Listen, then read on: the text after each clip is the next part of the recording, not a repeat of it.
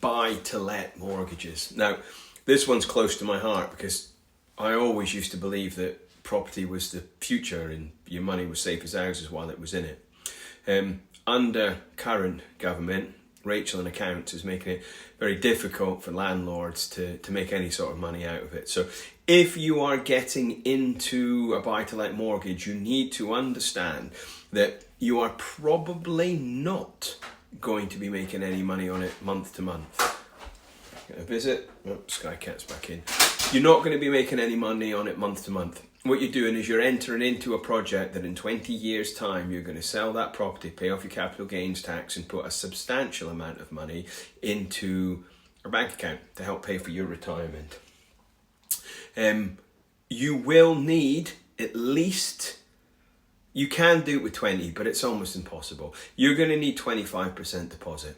Okay, you are going to need an additional 5% for extra stamp duty because it's not enough that you pay tax on it when you earned it. It's not enough that you pay tax on it when you saved it. It's not enough that you pay tax on the petrol to drive to the viewing to see the house. You have to pay additional 5% tax when you buy the property. Okay, you will need to have a proper conversation with us about whether you buy it as a limited company, which is always my preferred route and recommendation now because of offsetting